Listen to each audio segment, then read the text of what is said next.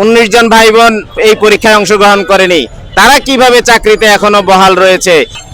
আমরা আলারাফা ইসলামী ব্যাংকের যে আজকে আমরা 547 জন কর্মকর্তা রাস্তায় নেমে এসেছি, এর মধ্যে সবচেয়ে যে মূল সে হচ্ছে এই আলারাফা ইসলামী ব্যাংকের এইচআর হেড আমির হোসেন। আমাদেরকে চাকরি থেকে অপসারণ করার ব্যাপারে আমাদের ম্যানেজমেন্টের উল্লেখযোগ্য কোনো কারণ নেই।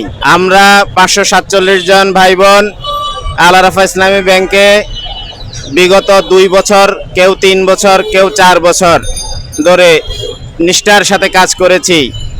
আমরা যোগ্যতার পরিচয় দিয়েছি, যার ফলে 1 বছর পরে চাকরিতে ঢোকার 1 বছর পরে আমাদেরকে চাকরিতে স্থায়ী করা হয়েছে, আমাদেরকে কনফার্মেশন দেওয়া হয়েছে। আমাদের যদি যোগ্যতাই না থাকতো তাহলে তারা কিভাবে আমাদেরকে চাকরিতে স্থায়ী করে, কিভাবে তারা আমাদেরকে কনফার্মেশন লেটার দিয়েছে। শুধু সেখানেই শেষ নয়, বছর ঘোরার পর তারা আমাদেরকে ইনক্রিমেন্ট দিয়েছে। আমরা ইনক্রিমেন্ট পাওয়ার মতো যোগ্য ছিলাম বলেই তারা আমাদেরকে ইনক্রিমেন্ট দিয়েছে। 19 জন ভাই বোন এই পরীক্ষায় অংশগ্রহণ করেনি, তারা কিভাবে চাকরিতে এখনো বহাল রয়েছে?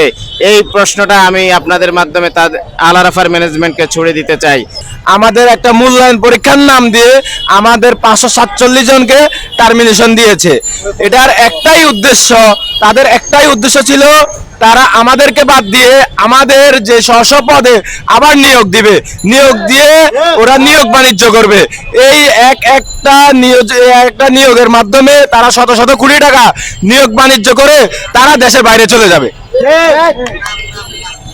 আমরা আলারাফা ইসলামী ব্যাংকের যে আজকে আমরা 547 জন কর্মকর্তা রাস্তায় নেমে এসেছি, এর মধ্যে সবচেয়ে যে মূল সে হচ্ছে এই আলারাফা ইসলামী ব্যাংকের এইচআর হেড আমির হোসেন।